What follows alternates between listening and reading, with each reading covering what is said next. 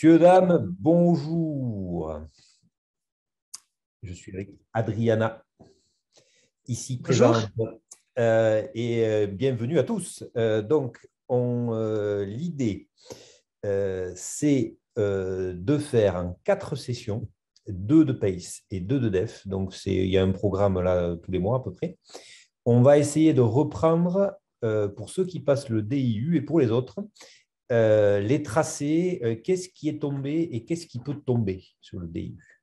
Voilà, donc on va commencer par 2 sessions de PACE et ensuite on fera 2 sessions sur le défibrillateur. En gros,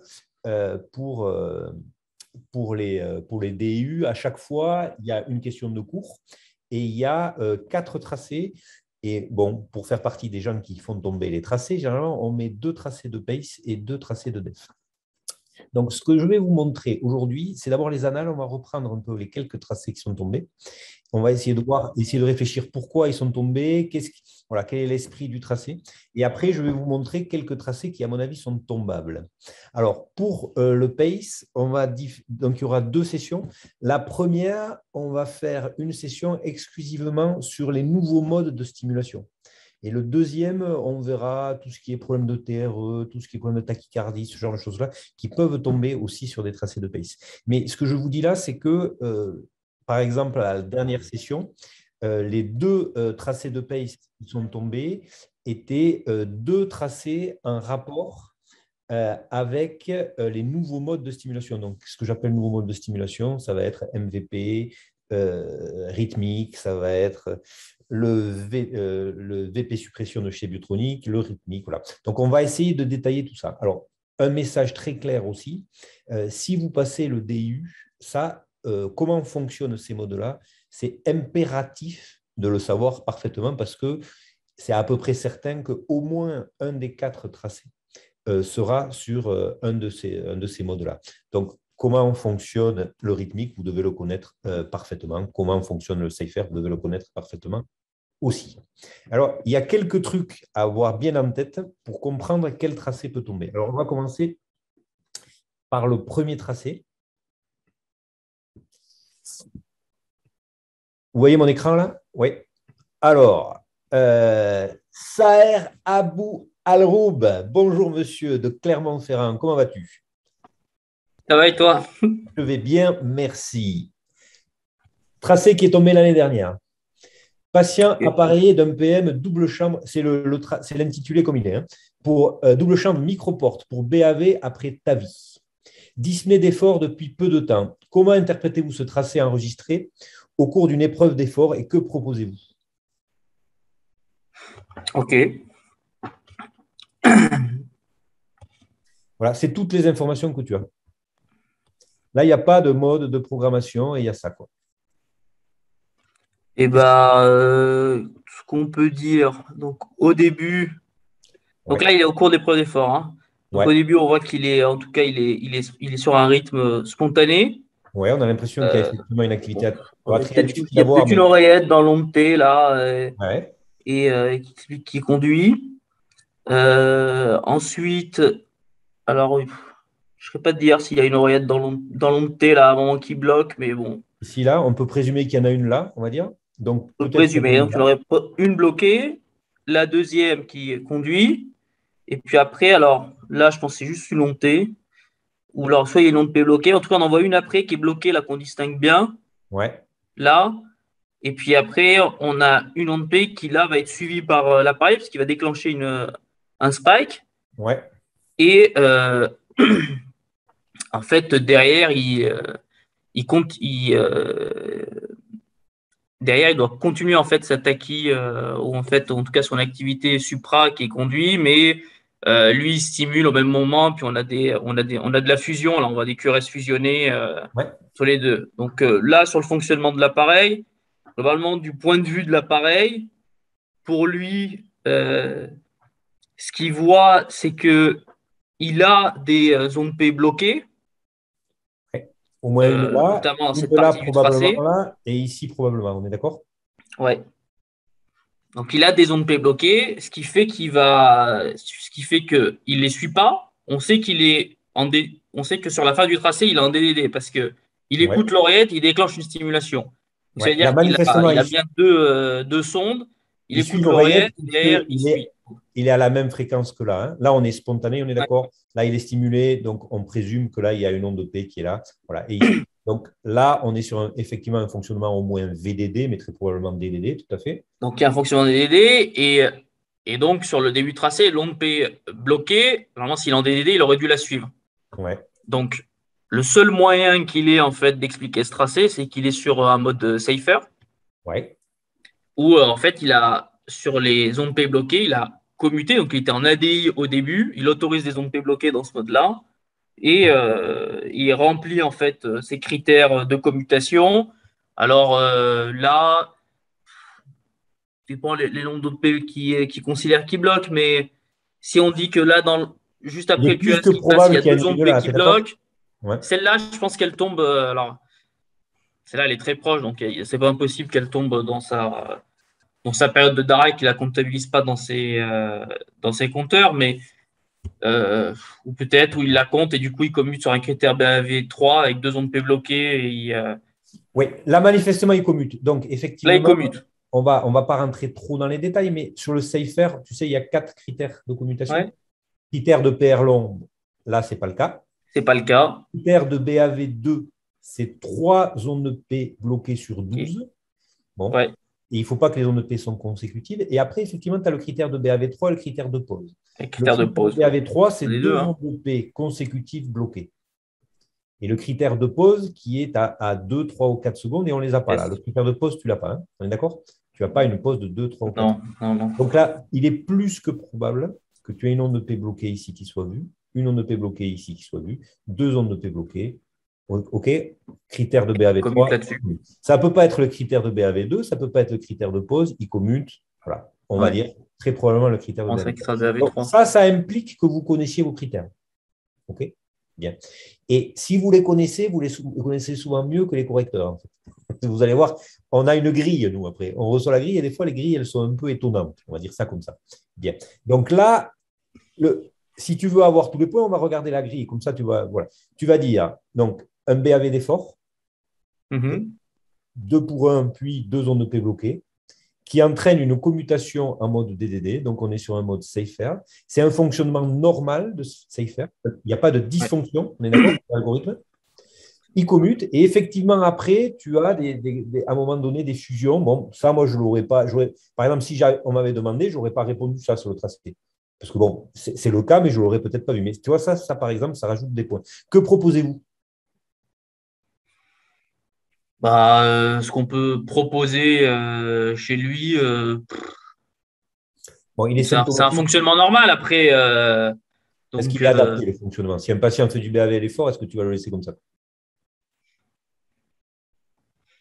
bah, après, sur Le patient, il le. est symptomatique à l'effort. Partons du Ouais, principe il que est c'est ça la symptomatique, cause il des se met d'efforts symptômes. depuis peu. Moi, Il est objectivement, très symptomatique, il est gêné, etc. On peut après le changer et à ce moment-là, il faut le basculer sur un mode DDD parce que. oui, de façon assez simple, je pense que dans les cas comme ça, tu vois, c'est bon, c'est pas le sujet du jour, hein, mais Ouais. une des limites de ce mode-là. Alors, pourquoi il n'a pas commuté sur le critère de BAV2? Le critère de BAV2, c'est 3 ondes de P bloquées sur 12 non consécutives. Tu en as une bloquée là, tu en as une deuxième, mais là, il commute sur le critère de BAV3 parce que tu en as 2 consécutives. Imaginons que là, il ait eu encore un 2 pour 1, il aurait commuté sur le cycle d'après sur le critère de BAV2. Il y avait ça comme question. Bon, ce n'est pas le sujet, mais ces modes-là, pour moi, ça n'a pas de sens d'aller les maintenir quand les patients sont symptomatiques avec du BAV. Le Ouais, patient qui a une pile, il ne doit pas être symptomatique à l'effort avec du BAV, un point, c'est tout. ouais, bien sûr. À mon avis, tu vois, de façon simple. Alors, je vais te montrer juste la grille, que tu vois comment ça, ce qu'on nous donne. Vous voyez, parce que je pense que c'est utile que vous compreniez. Ouais, BAV d'effort après le 5e QRS, un point. ok. Pas de stimulation tant que 2 ondes de P consécutives ne se bloquent pas. Bon, Fonctionnement, il sait faire. ouais, ce n'est pas tout à fait vrai, mais en l'occurrence, là, c'est le cas. Stimulation à partir du 7e QRS avec fusion, pseudo-fusion et QRS spontané. Tu vois, bon. Oui, il y avait des cures spontanées. Solution supprimée la SFR et bon, j'imagine programmer en DDD. Ok. OK. Si vous avez des questions, n'hésitez pas, les amis. Ok.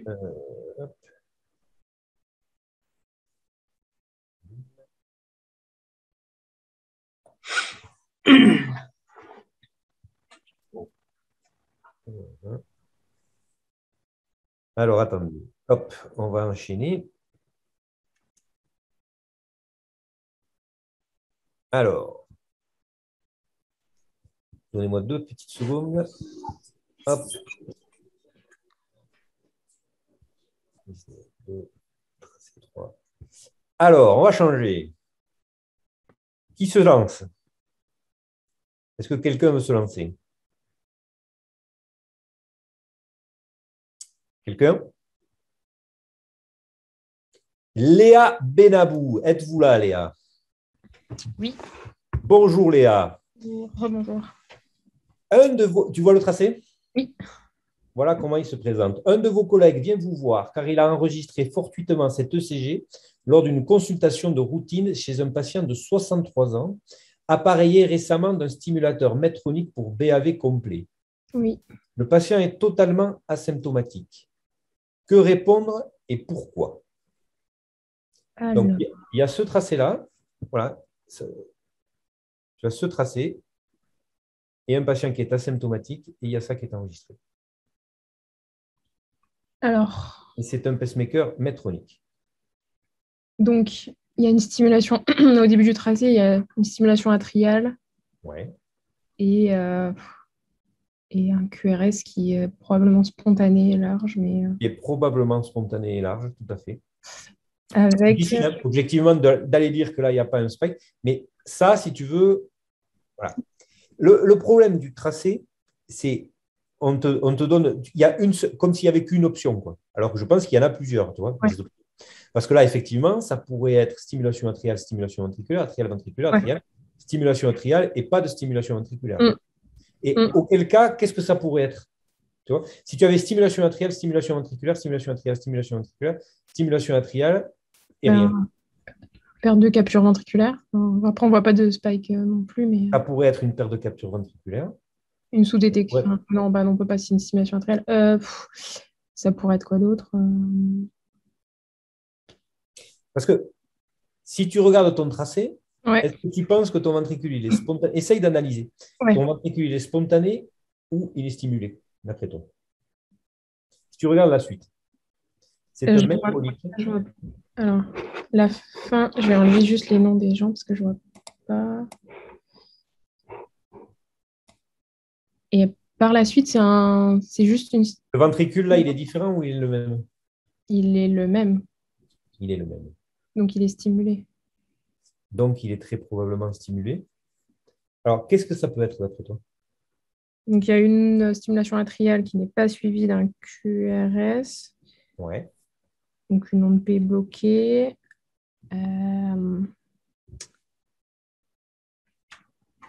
Alors, un point important. Qu'est-ce qui t'aiderait là pour avoir un diagnostic? La programmation. Ouais, la programmation et 2, les marqueurs. On est d'accord? Ouais.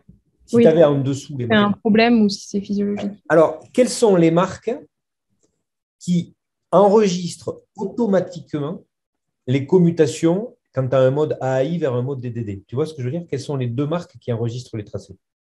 Il y a Saurine, Microport, oui. Ouais. Et ensuite, Boston, je crois. Boston, effectivement, enregistre. Alors ça, entendez bien parce que ces 2 modes-là, il faut bien les connaître. Le tracé que je vous ai montré avant, c'était un tracé d'électro. Mais si on avait voulu, on aurait pu retrouver en interrogeant la pile l'épisode avec les marqueurs. Tu vois? Et Medtronic, tu ne peux pas avoir les marqueurs contemporains du problème puisque ça n'enregistre pas les tracés. À moins qu'il fasse devant toi quand tu as le programmateur et que tu l'enregistres en temps réel, il ne va pas enregistrer automatiquement. Tu comprends? Oui. Donc, si vous avez un Medtronic, un Biotronic par exemple, vous avez toutes les chances de n'avoir que le tracé électro.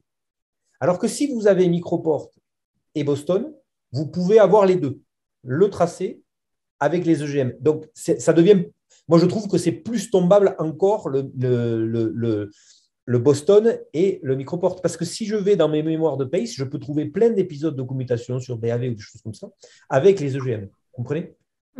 Pour moi, c'est facile, par exemple, de vous dire ben, l'année prochaine, vous allez avoir un rythmique de chez Boston parce que j'ai dans ma banque de données 250 tracés enregistrés avec les EGM. Alors que pour enregistrer un ECG en temps réel, c'est plus compliqué quand même. Tu comprends? Mhm. Bien. Donc, qu'est-ce que tu vois là?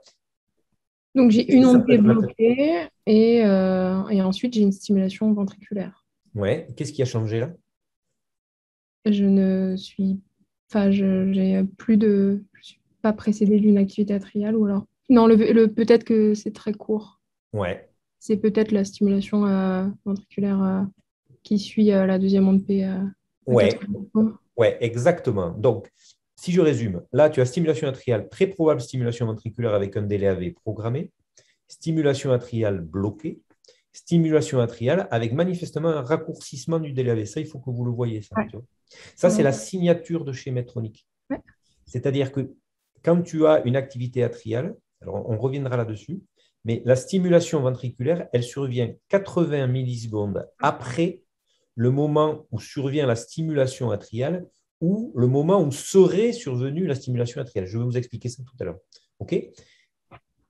Il a recherché et finalement, il revient avec... Donc, qu'est-ce qui se passe en fait? C'est quoi qui se passe là? Donc là, bah, il commute parce qu'il a il a deux ondes P bloquées, enfin une onde P bloquée. La deuxième, il stimule, enfin, il fait un VP de secours 80 millisecondes. Détaille-moi le fonctionnement du Medtronic MVP. Ça, c'est important que vous le sachiez. Hein. Voilà, c'est très important. Ça. Donc, c'est pour ça qu'on prend un peu de temps. Mais comment ça fonctionne? Euh, Déjà, il y a deux il algorithmes. y a deux algorithmes, il y a l'ancien. Donc là, par exemple, si tu fais tomber ça, tu dois dire que cet appareil est relativement ancien. Ouais. Parce que si tu avais un nouvel appareil métronique, ça ne marcherait pas comme ça. D'accord? Première chose. À l'époque, effectivement, quand le patient était en rythme spontané, AI, conduction spontanée, Oui. pour basculer vers le mode DDD, il fallait 2 ondes de P bloquées sur 4. On est d'accord? Ouais. Mais là, tu vois, il n'est pas en ventricule spontané. Ça, c'est une fois qu'il a basculé en mode DDD, il fait sa recherche pour voir s'il y a une conduction spontanée qui est revenue. OK? Et quand il fait sa recherche, il ne la fait que sur un seul cycle. C'est plus 2 sur 4, c'est sur un seul. C'est-à-dire que sur un cycle, il bascule en AI, c'est bloqué. Du coup, il stimule avec 80 millisecondes derrière. Et comme il n'y a pas eu de ventricule spontané, il reste en DDD. Là, il n'a pas besoin de 2 sur 4. C'est d'accord? C'est une seule. Ouais. En fait. D'accord, oui, oui. En OK? fait, oui, oui. OK? Donc, il s'agit d'un fonctionnement normal de recherche de la conduction spontanée avec l'algorithme MVP. OK? Ouais. Celui-ci effectue la recherche de conduction spontanée 1 minute après activation, puis 2, 4, 8 minutes jusqu'à 16 heures. Ouais. Okay. La stimulation ventriculaire qui suit l'onde de P bloquée se fait avec un délai AV court de 80 millisecondes, comme ça se voit ici. C'est ça la signature du MVP. OK? C'est clair ça? Ça t'aurait suffi pour dire que c'est un MVP. Voilà. Bon. Est-ce que vous avez des questions là-dessus?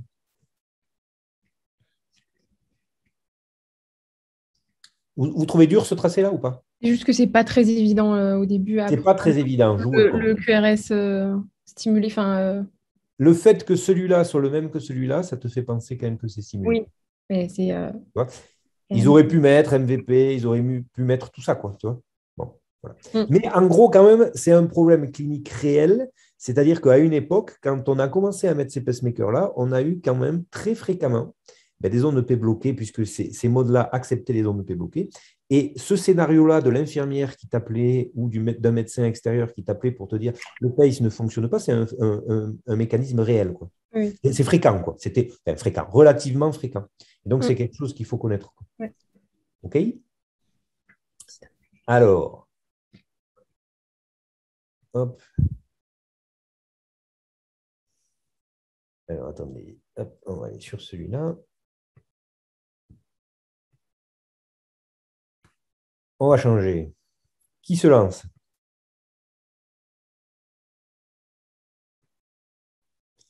Vous voyez mon tracé là? Je peux essayer si vous voulez. C'est Clément à Clermont. Salut Clément. Dis-moi. Alors. Patient de 78 ans implanté un PM métronique réglé en MVP. 50-130 en post-opératoire de chirurgie de la valve aortique. Alors, explique-moi. Qu'est-ce que tu peux me dire? Alors, on voit un tracé de 12 dérivations. Ouais. Décrivez et interprétez le tracé. Que proposez-vous? Donc, il a l'air d'avoir un bloc de branche droit et la synchronisation atrioventriculaire n'a pas l'air. Non. Effectivement, c'est important dans le tracé que tu vas décrire. C'est bien de décrire le tracé, tu vois, le rythme sous-jacent. OK? Donc, si tu as un D2 long, là, ici, qu'est-ce que tu peux me dire du rythme? Donc, tu as des ventricules parfaitement réguliers. On est d'accord? Parfaitement régulier avec une dissociation atrioventriculaire complète. Donc, manifestement, le patient est en BAV. Complet. OK. Donc, onde P, onde P, onde P, onde P, onde P, onde P, onde P, onde P, P, P. OK? Bien. Donc, ça, il faut l'écrire déjà. C'est un patient qui est en BAV3. OK? La question qui va se poser, c'est ensuite pourquoi est-ce que le patient n'est pas synchronisé avec vous? Et est-ce que c'est un fonctionnement normal? Et qu'est-ce que tu proposes, en gros? Il y a un rythme spontané atrial et un rythme spontané ventriculaire. Alors, pourquoi? Oui. Alors, pourquoi là, il est quand même censé commuter parce que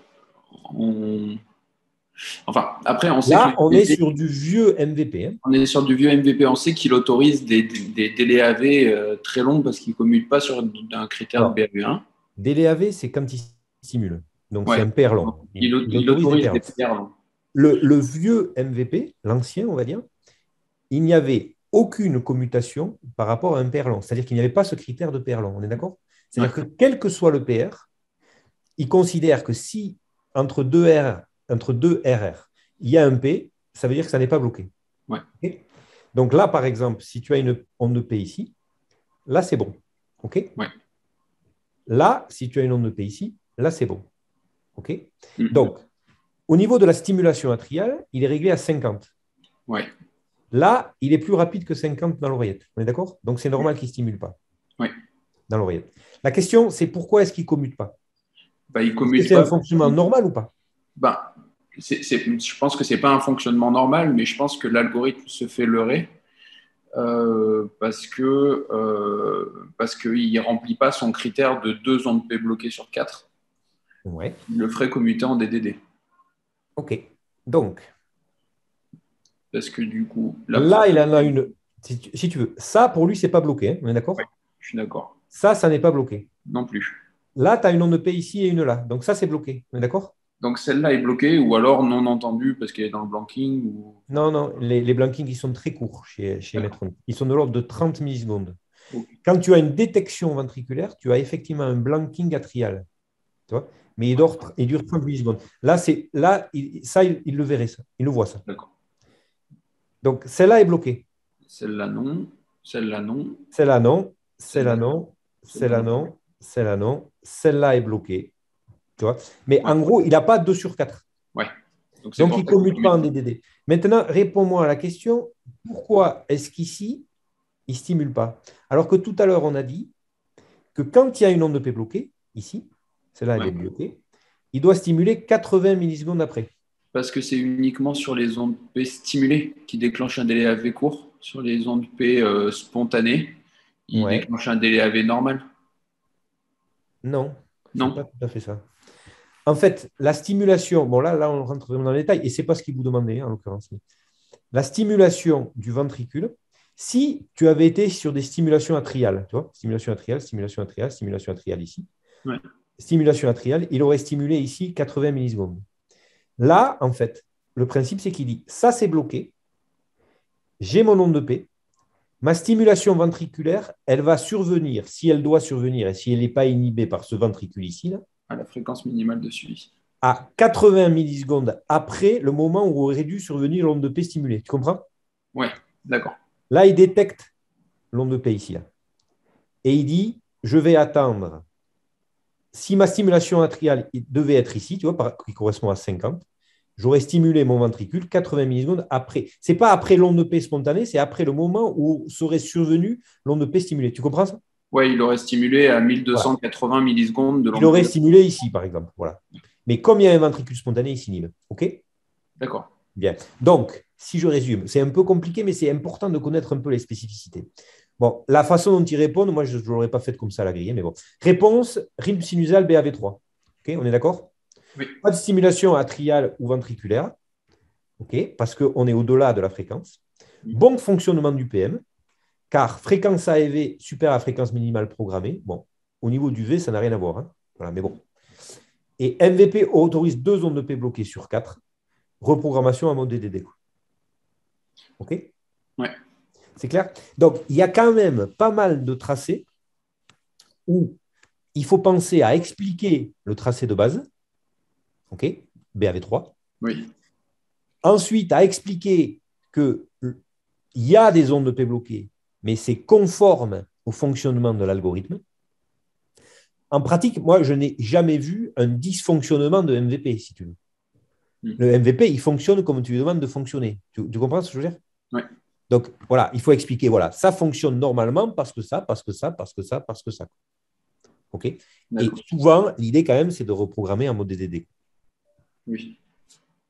C'est clair ça quand il y a un problème. Est-ce que vous avez des questions?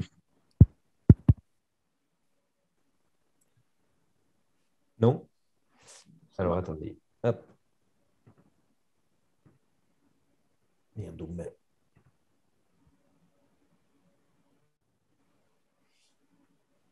Alors, un dernier tracé d'anal et après, on va voir d'autres tracés. Si vous avez des questions, n'hésitez pas. Qui c'est qui veut se lancer? Personne. Ah, le Canada sur la place. Monsieur Hugo Pierre Racine dit Plancha. Est-ce que tu es là? Présent. Tu es présent. Formidable. Qu'est-ce que tu me dis de ce tracé? Implantation 6 mois auparavant d'un PM DDD Boston scientifique accolade. Consulte pour dyspnée d'effort ECG en consultation. Comment expliquer ce tracé? Quelle solution proposer? OK. Donc, sur ce tracé, en fait, on semble avoir par endroit une activité atriale stimulée suivie de son QRS spontané. Oui, alors je te montre la suite. Ce que je te disais, c'est la qualité que c'est comme ça qu'il est. Hein. Ce n'est pas moi qui le mets aussi pourri le tracé, mais c'est comme ça qu'il est. La chance que l'on a avec Boston, excusez-moi, c'est que tu as accès aux EGM. Tu vois, cet EGM que tu as là, il a été enregistré automatiquement par la machine. OK. C'est clair ça? Bien. Alors, qu'est-ce que tu me dis? Bon, on a 2 activités atriales pour un QRS spontané, en fait. Oui. Avec un rythme spontané ventriculaire qui est au-delà. Je ne sais pas si c'est pas. Bon, excusez-moi.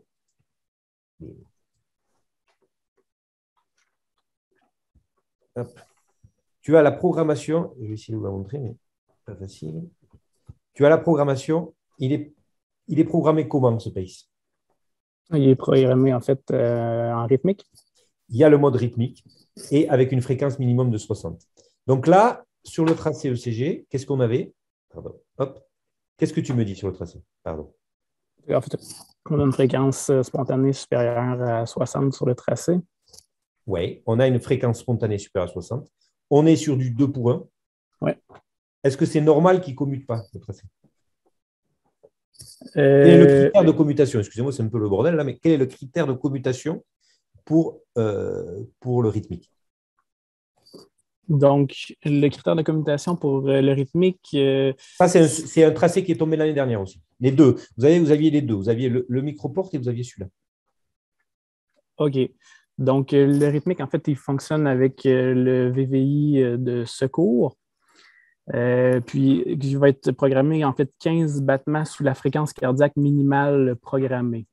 D'accord. Donc, s'il est programmé à 60, ouais. Pour stimuler le ventricule pendant qu'il est en AI, il faut que les intervalles soient de combien? 45. Ben, l'intervalle, en fait, c'est 45 battements par minute, mais… Ça correspond à 1333, je crois, millisecondes. Donc, en gros, pour stimuler, il faut que les ventricules spontanés soient plus lents que 1333 millisecondes, ce qui n'est pas le cas. On est d'accord? Oui. Et pour commuter, qu'est-ce qu'il faut pour qu'ils commutent vers le mode DDD? C'est 3 cycles longs. Ouais.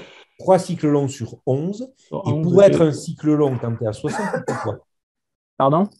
Pour être...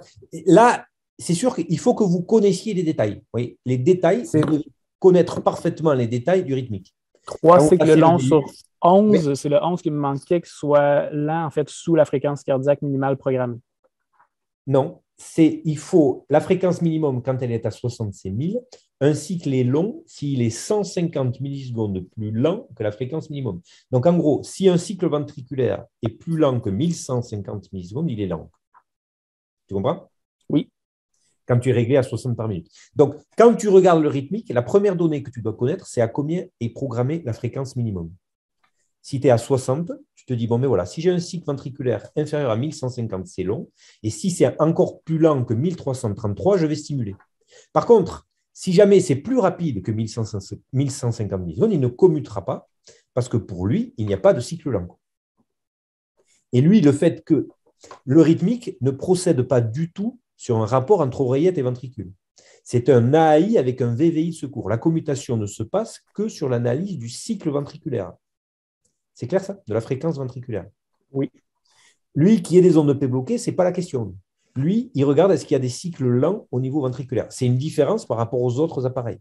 Ou vraiment, chez les autres, on va essayer de voir est-ce qu'à un moment donné, il y a du BAV2, du BAV3, ce genre de choses-là. Là, ça n'a rien à voir. Lui, il regarde est-ce qu'il y a des pauses ventriculaires, oui ou non. S'il y a des pauses ventriculaires, il commute. S'il n'y en a pas, il ne commute pas. Donc, lui, une pause, c'est 1150 millisecondes. Là, il est à 920. Pour lui, il est suffisamment rapide pour ne pas commuter. C'est clair, ça? Oui. Donc, c'est logique qu'il ne commute pas. Oui. OK? Fonctionnement normal une fois de plus.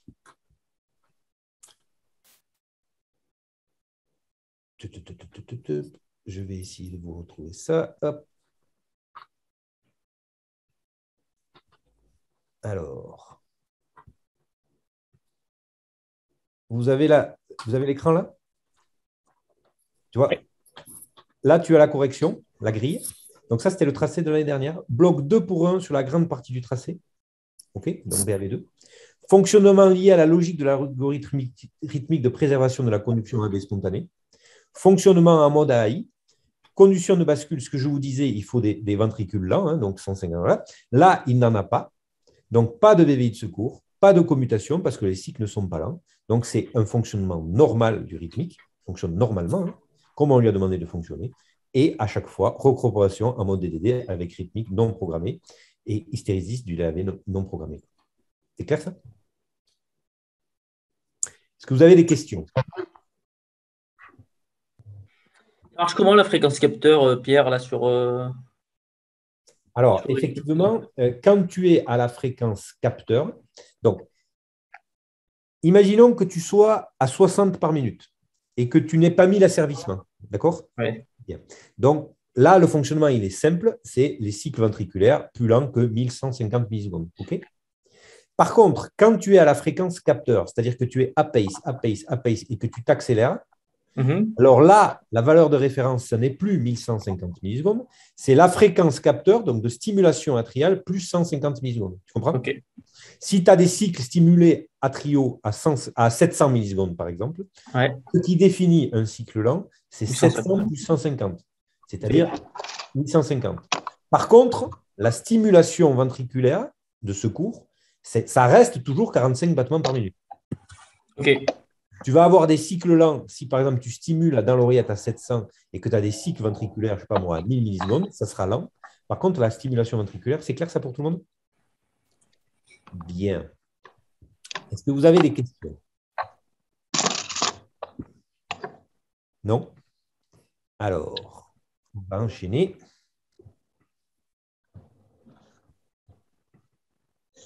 On va essayer de voir maintenant, pour moi, quels sont les tracés qui peuvent tomber, pour le coup. On va commencer. Hop, j'en ai pour 2 minutes. Est-ce que vous avez des questions? Non? Pas de questions? Est-ce qu'il y en a qui passent le DU d'abord? Ou est-ce que plus personne ne le passe, en fait? Personne? Oui, si, écoute, moi, je me suis inscrit. Tu as eu le droit de t'inscrire? Ouais, j'ai le droit. Tu es un des derniers parce que normalement, les rythmologues aujourd'hui n'ont plus le droit de s'inscrire au DU, hein, si j'ai bien compris. Ah oui. Oh, ouais. Ceux qui ont pris l'option rythmo ne doivent plus s'inscrire au DU. Alors, ça arrive dans 2 secondes. Hop, hop, hop. On va essayer de voir algorithme par algorithme maintenant. Qu'est-ce qui, selon moi, peut tomber et pourquoi? OK? Bien. Alors,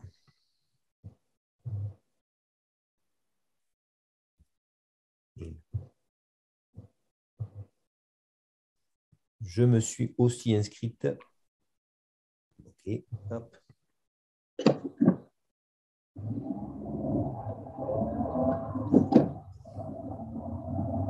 J'ai un problème avec mon Zoom.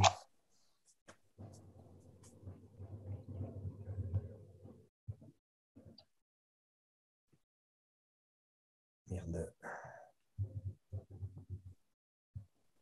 Vous voyez mon écran là? Est-ce que vous voyez mon écran? Oui. Parfait. OK. Alors, je vais vous le décrire, celui-là. Là, c'est un tracé métronique encore. Alors, ce qui est important à comprendre, voilà, c'est que l'algorithme métronique, le MVP, il a été modifié. Et je vais vous expliquer pourquoi il a été modifié. Je vais vous faire 2-3 tracés et après, je vous demanderai votre avis. Mais voilà.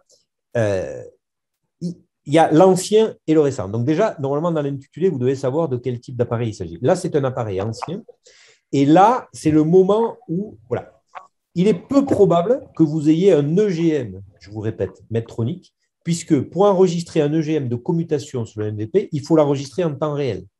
Il faut que le patient fasse le BAV devant vous parce qu'il n'y a aucun épisode qui est enregistré automatiquement par la machine. Bien. Donc là, voilà ce que ça donne quand vous programmez le MVP chez un patient en BAV3. Là, je le programme à ce moment-là. On voit qu'on a une stimulation atriale, stimulation ventriculaire. Il est en DDD.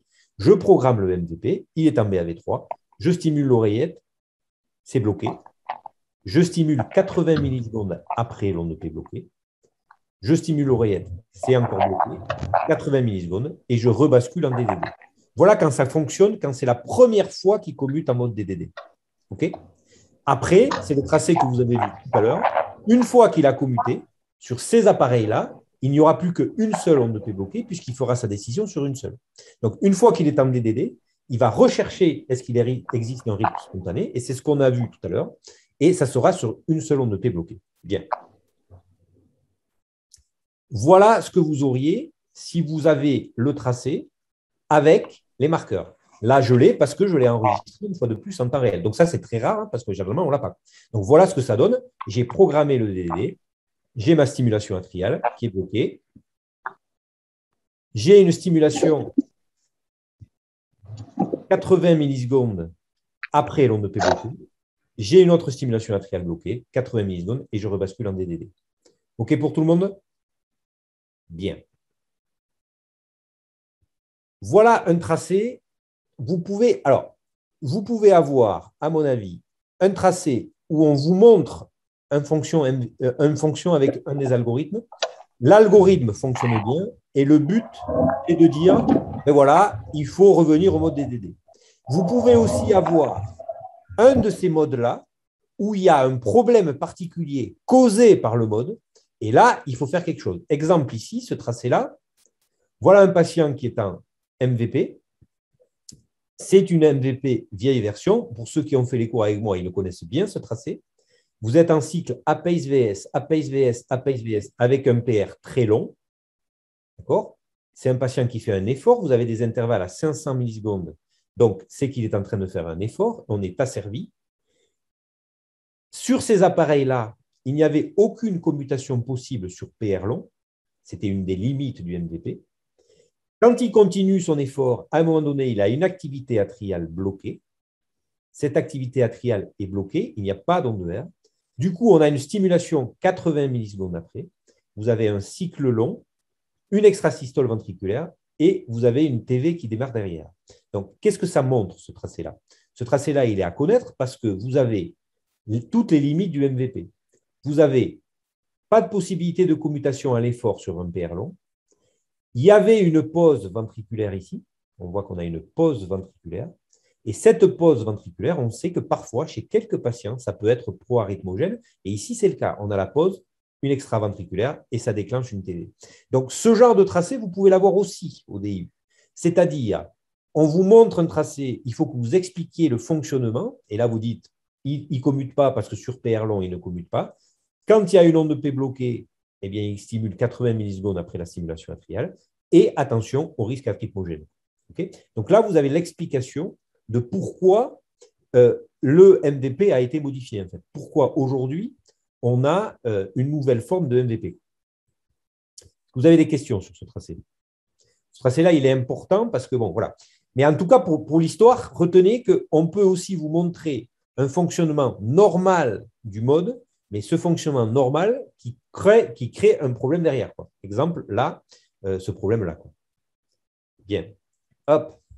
Donc, je vais passer vite sur celui-là, mais sachez qu'aujourd'hui, vous avez la possibilité de commuter quand vous avez un pair long. Voilà un nouveau MVP. Donc ça, c'est un appareil plus récent. Sur les appareils plus récents, vous avez la possibilité de programmer le MVP de façon à lui demander de commuter si le PR est long. Ça n'est pas en nominal, mais vous pouvez le programmer. Exemple ici, vous voyez ici, vous avez APACE VS avec un PR qui est long. Sur les anciens appareils, il n'aurait jamais commuté. Programming successful, je lui demande de commuter si le PR est long. APACE VS. Bon, les détails, vous n'êtes pas obligé de les connaître, mais au bout de 4 cycles avec ce PR long, il va commuter vers le mode DDD. Donc, les nouveaux MVP ont la possibilité, si vous le programmez, ça n'est pas programmé en nominal. Si vous êtes un MVP en nominal, cette fonction, elle est off, mais vous pouvez la programmer sur on et lui demander de commuter sur un PR long. Donc ça, peu probable que ça tombe, mais pourquoi pas? Vous pouvez très bien avoir un patient où on vous dit, voilà, il est un MVP, c'est un appareil récent, j'ai un tracé au départ avec un PR long, et d'un coup, il commute alors qu'il n'y a pas d'onde de P bloquée. Donc ça, ce n'était pas possible sur les anciennes versions et c'est possible sur la nouvelle. OK? Bien. Un autre point, et on va passer vite aussi là-dessus. Aujourd'hui, vous allez avoir un fonctionnement qui est un tout petit peu différent par rapport à avant. C'est-à-dire qu'aujourd'hui, on ne va pas attendre que l'onde de P soit bloquée pour forcer la stimulation ventriculaire. Pourquoi? Parce qu'on s'est aperçu, ce que je vous ai montré le tracé tout à l'heure, c'est que sur le MVP, il pouvait y avoir des pauses ventriculaires quand l'onde de P était bloquée. Et il y a eu quelques cas de décrits de pause ventriculaire avec un côté arythmogène. Et du coup, ils ont modifié l'algorithme de façon à réduire la durée de la pause. Ce qui fait qu'aujourd'hui, quand il a une oreillette spontanée et que pendant un certain temps, il n'y a pas de ventricule, alors bon, c'est au minimum 420 millisecondes, les détails de l'algorithme, ça, ce n'est pas nécessaire de les connaître, mais en tout cas, vous devez savoir parfaitement comment ça réfléchit. S'il n'y a pas de ventricule spontané qui arrive, il va précéder, il ne va pas attendre que l'onde de P soit bloquée, il va faire stimulation atriale au bout de 420 millisecondes en gros, et stimulation ventriculaire avec toujours ce délai AV de 80 millisecondes.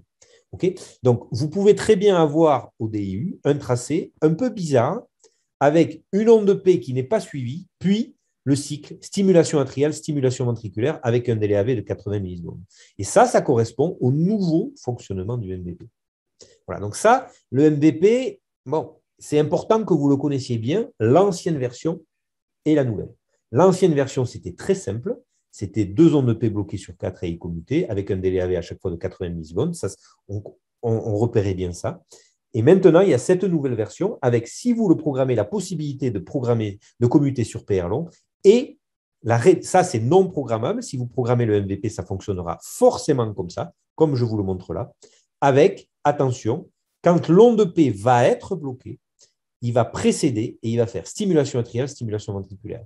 Une fois, celle-là, elle est conduite. Celle-là, elle va être bloquée. Donc, il a de nouveau 2 ondes de P bloquées sur 4. Donc, il commute en mode DDD. Ça, c'est resté. Quand il a 2 activités atriales qui vont être bloquées, alors il commute vers le mode DDD. Est-ce que vous avez des questions là-dessus? Parce que c'est très important que vous l'ayez bien compris.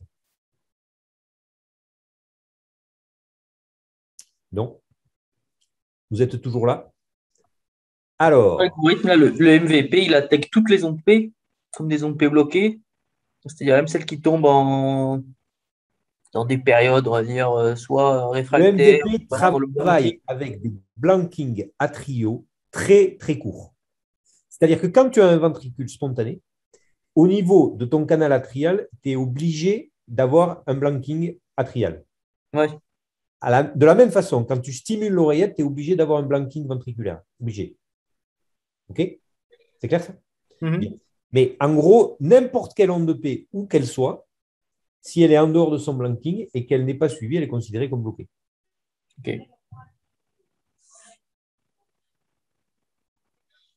Il n'y a pas de. Quand elle est très près, n'importe quelle onde de P bloquée, il en tient compte. OK? Ouais, mais parce que même sur des fois, chez Med, là, ils te les affichent, les A-blanking, selon comment tu as programmé. Alors, ils les intègrent dans le décompte sur la commutation des troubles du rythme supra. Et quand il il est en fait. DDD, les blankings et quand il est en MVP, les durées de blanking ne sont pas les mêmes. Pas les mêmes. Quand il est en MVP, ton blanking atrial, il dure 30 millisecondes. C'est tout. OK, donc après, tout ce qui est en dehors de ça, il les compte, quoi. Il le compte et il le met AS. Il les affiche toujours à S, quoi. Il affiche AS. OK.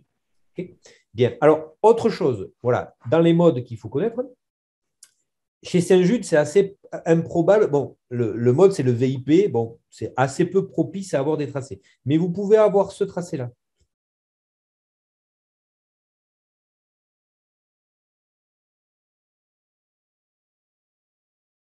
Alors, qui se sent? Est-ce que quelqu'un se sent? Sébastien Gutt, est-ce que tu es là? Vous m'entendez là ou pas? Sébastien Gutt, est-ce que tu es là? Non. Est-ce que ma connexion est bonne là? Vous m'entendez? Oui, on vous entend. Oui. Alors, est-ce que quelqu'un veut se lancer? Moi, je veux bien. Alors, qui est? C'est Yann. Salut Yann. Dis-moi, qu'est-ce que tu en penses? C'est un patient donc, qui présente un pacemaker double chambre Saint-Jude, qui est spontané l'étage atrial avec une stimulation ventriculaire probablement en DDD. C'est quoi comme épisode qui a été enregistré là? Là, c'est un épisode de TRE. Un point aussi important. Voilà. Si je devais vous donner un conseil sur les TRE, il est essentiel de bien connaître comment ça fonctionne chez Saint-Jude et chez Boston, parce que les deux sont en capacité d'enregistrer automatiquement un tracé s'ils détectent une TRE. C'est clair ça? Oui. Medtronic, par exemple, s'il y a une TRE enregistrée par la machine, vous n'aurez pas le tracé. Donc, si vous avez au DIU un tracé de TRE Medtronic, c'est parce que devant vous, le patient a fait une TRE. Donc, vous n'aurez que l'électrode surface, en gros. Par contre, quand vous interrogez un PACE Boston ou Saint-Jude, vous avez plein d'épisodes de TRE. Donc, c'est facile de faire tomber ça. Vous comprenez? Voilà. Il est plus que probable que si vous avez une TRE, si vous avez un EGM de TRE, ça sera forcément un EGM de Saint-Jude ou de Boston. Parce que chez Medtronic, chez Microport et chez Biotronic, ils ne sont pas enregistrés, les épisodes. Vous allez savoir qu'il y en a eu, mais vous n'allez pas voir l'EGM. Okay? Bien. Donc là, qu'est-ce que tu me dis? Donc, c'est un patient donc, en DDD qui a probablement le mode VIP de programmer, qui a une hystérésis du délai AV sur un seul cycle. Et en fait, en allongeant son délai AV, on a une conduction rétrograde qui apparaît et qui déclenche une TRE. Voilà, exactement. Donc, le VIP, c'est le mode de chez Saint-Jude. Hein. Ce n'est pas véritablement un mode, c'est une hystérésis du délai AV. L'idée, c'est d'allonger le délai AV pour essayer de favoriser la conduction spontanée. Je ne vois pas qu'est-ce que vous pouvez avoir d'autre que ça. Vous pouvez avoir ce tracé-là, c'est-à-dire un épisode où un patient, on sait que d'allonger le délai AV, ça peut favoriser la conduction rétrograde. Et là, effectivement, vous avez un épisode effectivement de TRE qui va être interrompu. Et si vous avez ça, il faut qu'on reviendra ça en détail la prochaine fois, mais il faut que vous soyez capable de dire, voilà, le patient est manifestement aurait détecté, stimulé dans le ventricule. Le VIP déclenche l'allongement du délai AV pour rechercher une conduction spontanée. Il n'y a pas de conduction spontanée, il est stimulé dans le ventricule. L'allongement du délai AV favorise la conduction rétrograde. On a une tachycardie par entrée électronique.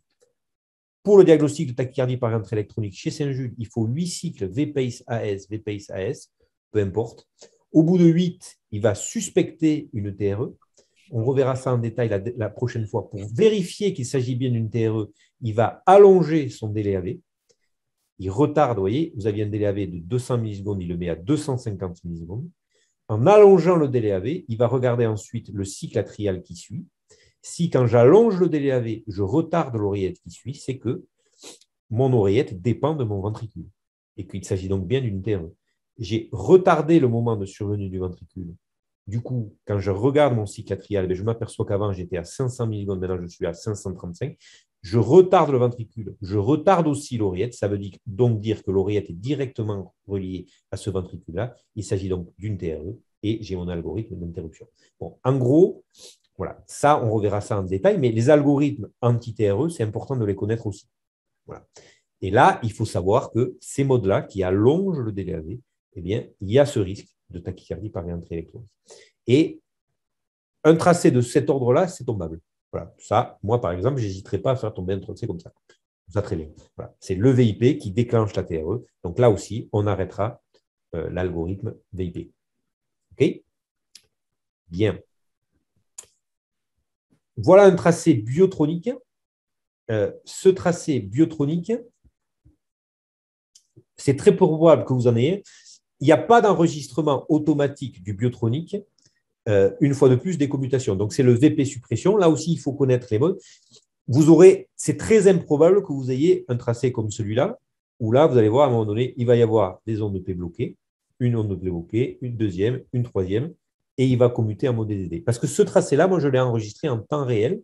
J'ai eu la chance d'avoir avec ce patient, enfin, entre guillemets, la chance, un patient qui est passé en BAV au moment où on faisait l'interrogation du PACE. Mais ça, c'est quand même tellement improbable que c'est très peu probable que vous ayez ce tracé-là. Si vous avez un tracé biotronique, c'est un tracé d'ECG de surface où vous n'aurez pas les marqueurs, donc ça sera d'autant plus difficile. Donc, il faut connaître les différents, comment ça fonctionne pour savoir dans quels critères ça va commuter. OK? Est-ce que vous avez des questions? Non? Alors.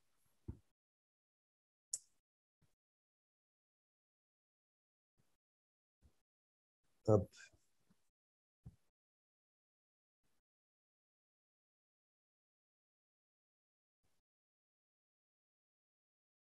Alors. Hop, je mets pour 2 secondes.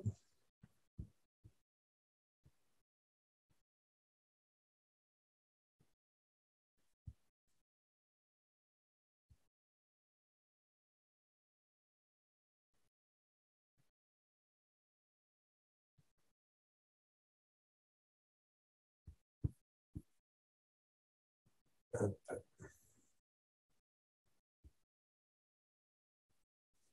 Alors, on va passer rapidement, mais on va regarder. Hop.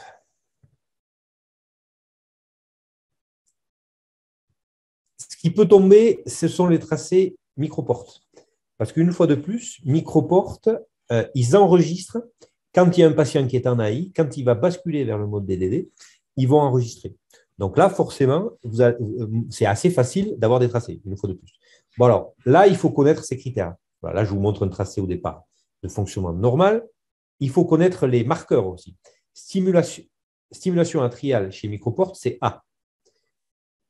Détection atriale, c'est P. R, c'est détection ventriculaire et V, c'est stimulation ventriculaire. Donc là, il faut forcément connaître ces marqueurs aussi. Voilà, vous pouvez très bien avoir ça. Donc là, vous voyez un patient qui est AR, AR, AR, AR, il ne commute pas. Une première stimulation atriale bloquée, une deuxième stimulation atriale, il commute sur un critère de BAV3. Donc, sur le microporte, il y a 4 critères qu'il faut connaître. Le critère de BAV1, de BAV2, de BAV3 et de pause. Voilà, ça, vous devez connaître parfaitement vos critères. Voilà, vous pouvez avoir un électrode de surface, mais vous pouvez aussi avoir l'EGM comme dans ce cadre-là. Vous pouvez avoir ce tracé-là. Vous pouvez aussi avoir un fonctionnement. Qu'est-ce que vous en pensez de celui-là? Nathan Grandet, est-ce que tu es là?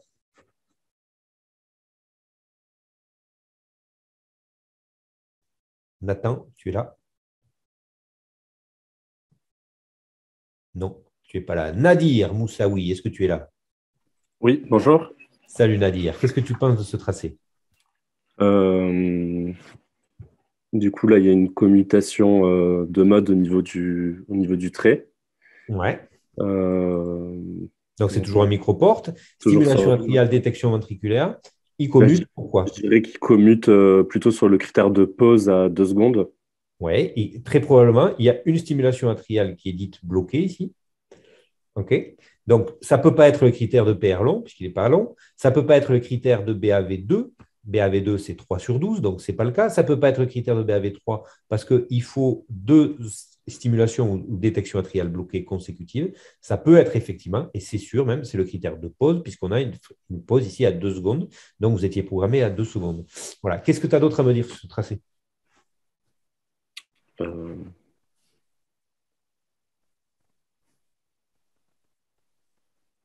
que tu vois autre chose? Pourquoi est-ce qu'il y a une pause? Ah oui, en fait, il y a un ventricule spontané qui n'a pas été vu. Enfin, c'était une extrasystole ventriculaire, j'imagine. Exactement. Voilà, là, ce que l'on voit, effectivement, stimulation atriale, détection ventriculaire. Ici, tu as ce ventricule-là et il n'y a pas de marqueur, quoi. On est d'accord? Là, tu as le GM ventriculaire, le GM atrial. Tu as ce ventricule qui tombe en plein dans la stimulation atriale.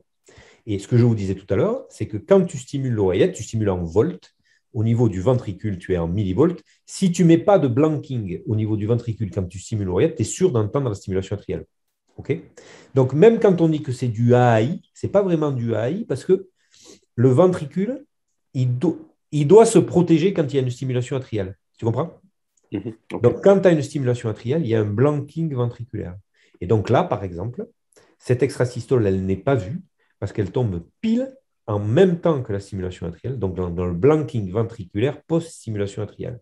Donc, en fait, là, tu peux avoir ce genre de tracé-là où on te dit, voilà, il commute sur un critère de pause et il commute parce qu'en fait, il n'y a pas de pause, mais il y a une extrasystole ventriculaire qui tombe dans le blanking atrial, dans le blanking ventriculaire post-stimulation atriale. Et donc, c'est un faux positif, quoi, un faux positif de BAV. OK. OK? C'est clair, ça? Oui. Tu vois, par exemple, il y a eu des études sur le TAVI. En post-TAVI, ils ont mis des SAFER et ils essayaient de voir, de prédire quels étaient les patients qui allaient faire du BAV. Tu vois? Et dire, ben voilà, on a eu raison de mettre un PACE ou pas. Et donc, ils regardaient les mémoires. Et au départ, ils avaient pris comme argent comptant ce que disait la machine. Et ils disaient, voilà, la machine dit qu'il y a eu tant d'épisodes de BAV, donc voilà, c'est vrai. Et donc, on essaie de prédire. Et quand on a été regarder les tracés, on s'est aperçu qu'il y avait pas mal quand même de faux positifs. C'est-à-dire, ce n'est pas du tout de BAV, c'est juste une extrasystole qui n'est pas vue. Donc, ce patient-là, tu ne peux absolument pas dire qu'il a fait du BAV post-TAVI. On est d'accord? Oui, bien sûr. Voilà, donc il faut toujours vérifier les EGM. Toujours. Et en tout cas, vous pouvez avoir ce tracé-là au DU. Quoi. OK? Bien. On va terminer sur... Hop.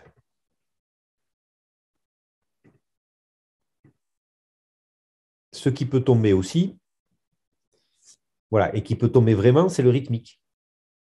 OK? Le rythmique, il faut avoir bien compris comment ça fonctionnait. Voilà. Qu'est-ce qui est un cycle long? Tu vois, par exemple, là, il est programmé à 60. Et ce que vous avez ici, c'est une commutation rythmique. Donc ça, vous avez l'EGM qui est dans la machine. Donc une fois, je me répète, hein, mais une fois de plus, vous avez toutes les chances que ça tombe au DU parce que c'est facile d'avoir des tracés comme ça. Moi, si demain matin, je veux faire un examen, des tracés de rythmique, je vais dans mon PACE et j'en sors des dizaines. Des tracés de MVP, je ne les ai pas, ces tracés-là, puisqu'ils ne sont pas enregistrés. Par contre, ceux de rythmique, je les ai. Donc, les tracés de MVP, vous aurez un électrode de surface, vous n'aurez pas les EGM. Et il faut avoir en temps réel quelque chose qui se passe avec l'électrode de surface. Alors que ça, ce type d'épisode, c'est facile. Moi, j'en ai plein ma banque, si vous voulez. Donc, ça peut, voilà, vous connaissez bien comment fonctionne le rythmique.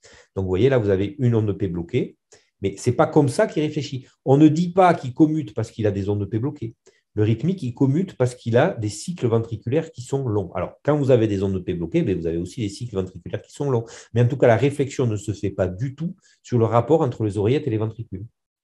C'est clair ça pour tout le monde? Voilà, donc là, il y en a une qui est bloquée, une autre, puis une autre. Ici, vous en avez 3 et il va commuter. Voilà. Savoir aussi quand est-ce qu'il stimule. Voilà. Ici, vous êtes réglé à 60, vous avez une onde de P bloquée. Une fois de plus, ça ne rentre pas dans sa réflexion. Vous avez un cycle ventriculaire qui est lent. Et comme vous êtes réglé à 60, vous allez avoir la stimulation à 1333 millisecondes. OK. Donc, si on fait le décompte, là, il n'y a pas de cycle ventriculaire lent, il n'y a pas de cycle ventriculaire lent. Celui-là, il est suffisamment lent pour être stimulé. Sur le cycle qui suit, vous avez un intervalle à 1170. Je vous ai dit que quand il est programmé à 60, et ça, c'est une donnée que vous devez avoir pour interpréter le tracé, vous devez savoir à combien est réglée la fréquence. Moi, je pourrais très bien vous mettre ce tracé-là en vous disant à combien est réglée la fréquence minimum.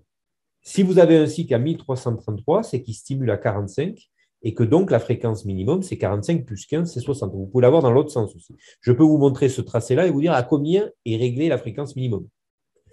S'il stimule à 45, c'est qu'il est réglé à 60. OK. Si vous savez qu'il est à 60, 1170, c'est un intervalle qui est long, puisque c'est plus long que 1150. C'est trop court pour être stimulé, c'est plus rapide que 1333, mais quand même, c'est long, puisque c'est plus long que 1150. Donc, il a un cycle lent ici, un deuxième ici, un troisième ici, il stimule et il commute en mode DDD. OK. Voilà, ça, vous devez bien le connaître. Qu'est-ce que vous pouvez avoir aussi? Vous pouvez avoir ça. Un dernier tracé et après, on va arrêter. Ghislain, est-ce que tu es là, Ghislain? Oui, je suis là. Bonjour, Ghislain. Qu'est-ce que tu me dis sur ce tracé? Il s'agit d'un rythmique. Ouais, donc space double chambre. Un Boston, c'est une commutation rythmique. Et qu'est-ce qui se passe? Donc, on a une détection atriale et ventriculaire. Oui. Et on voit qu'il marque dans les marqueurs HY, c'est pour l'hystérésis. Oui, c'est le moment où il recherche effectivement une conduction spontanée, tout à fait. Ouais. Donc, je pense qu'il était… il était en DDD. DDD. Il est repassé en AI. Oui, tout à fait. Voilà, pour rechercher la conduction spontanée. Très bien. Donc, on voit ici, il y a un A. Sur la chaîne de marqueurs, il y a un AS non suivi d'un VS. Ouais. Mais quand on regarde sur le tracé, en fait, il y a un VS qui n'est pas détecté. Exactement, c'est très bien. Il sous-détecte effectivement le ventricule et du coup, il stimule à K. OK? C'est ça. Donc là, c'est un fonctionnement normal, si tu veux, du rythmique. Mais par contre, ce qui est anormal, c'est qu'il y a une sous-détection ventriculaire. C'est sûr que ce type d'algorithme-là, il te faut, quand tu stimules l'oreillette, il faut que tu captures, parce que si tu ne captures pas ton oreillette, tu n'auras pas de ventricule derrière, donc il va commuter. Et même chose, il faut que tu détectes bien tes ventricules. Si tu as la sous-détection, il va commuter. Donc, ça te met un œil dans ton appareil. Dans ton appareil. Dès que tu as une sous-détection ventriculaire, il va commuter et tu vas le voir grâce aux enregistrements rythmiques. Tu comprends ça? Oui. Donc, ce que j'essaie de vous montrer, c'est qu'il faut aussi, voilà, vous pouvez avoir ça. Vous pouvez avoir un fonctionnement normal de l'algorithme, mais par rapport à un dysfonctionnement de l'appareil. Okay. Ce que vous pouvez très bien avoir, je pense, c'est un problème de… Voilà, il vous faut les marqueurs pour vous. Si tu n'as pas le marqueur, là, tu ne peux pas comprendre comment ça fonctionne. Okay. Mais si tu as les marqueurs, tu peux avoir ça. Ce tracé-là, pour moi, il est parfaitement tombable. C'est-à-dire de dire, ben voilà, c'est le fonctionnement normal du rythmique. Il stimule à 45 parce que pour lui, il a une pause ventriculaire. Mais cette pause, elle n'est pas réelle. En fait, c'est un problème de sous-détection ventriculaire. Donc, voilà. Là, la question, ce n'est pas de déprogrammer le rythmique, c'est de modifier la sensibilité ventriculaire. OK? OK. Est-ce que vous avez des questions? Voilà à peu près ce que je voulais vous dire sur les modes de stimulation en 1 heure. Est-ce que vous avez des questions, des choses qui… Voilà. Ça, les 2 tracés de l'année dernière, c'était ça. C'était 2 modes de stimulation. L'année d'avant, il y en avait un. L'année d'avant, il y en avait encore un. Donc, voilà, les modes de stimulation, pour ceux qui passent le DIU, vous devez les connaître sur le bout du doigt. Voilà. Vous devez d'abord décrire le tracé de base. Le patient fait du BAV, voilà, vous faites ça parce que ça compte des points. Ensuite, vous devez expliquer le mode de l'algorithme. Voilà, ça fonctionne comme ça, comme ça, comme ça, comme ça, comme ça. C'est donc un fonctionnement normal de l'algorithme parce que c'est toujours un fonctionnement normal. Et après, il peut y avoir un problème associé, une sous-détection, il peut y avoir autre chose. Ça peut entraîner quelque chose, ça peut entraîner une TV, ça peut entraîner quelque chose. Voilà. Et du coup, souvent, on déprogramme. Bon, là, si vous avez un problème de sous-détection, il ne faut pas déprogrammer le rythmique, il faut régler la détection ventriculaire. Mais pour les autres, si vous avez du BAV ou des choses comme ça avec ces modes-là, il est quand même généralement conseillé de repasser à du mode standard DDD. OK? Voilà, les amis. Eh bien, écoutez, si vous n'avez pas de questions, on va s'arrêter là.